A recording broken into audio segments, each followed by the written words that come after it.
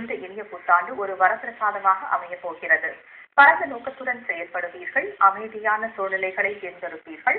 உங்கள் எதிர்காலம் உங்கள் கண்முன்னே தோன்றும்.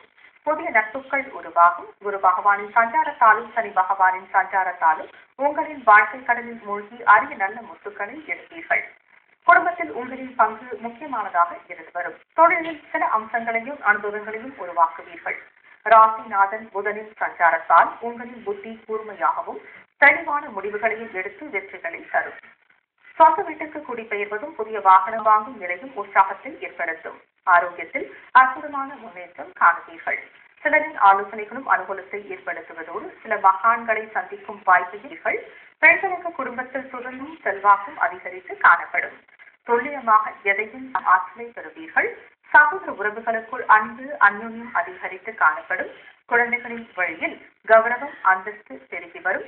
சிலருக்கு கோவில் திருப்பணிகள் செய்வதற்கான சூழல்கள் உருவாகும். உத்தியோகத்தில் இடமாற்றம் பதவி மாற்றம் தேடி வரும்.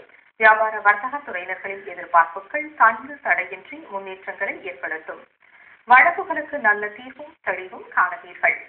மாணவர்களுக்கு கல்வி முறையில் அற்புதமான வளர்ச்சிக்கான வழிகள் உருவாகும்.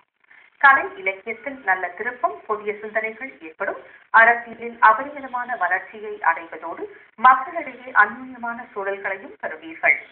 மொத்தத்தில் மிதுன ராசிக்காரர்களுக்கு இந்த புத்தாண்டு புதிய மாற்றத்தையும் ஏற்றத்தையும் புது பொலிவையும் உண்டாகும் என்பது உறுதியாகும். இந்த இனிய புத்தாண்டு முழுவதும் ஸ்ரீ விஷ்ணு பகவானையும் ஸ்ரீ சனீஸ்வர பகவானையும் முறைப்படி வழிபட்டு வந்தால் உங்களின் வாழ்க்கை வசந்த காலமாக மாறும்.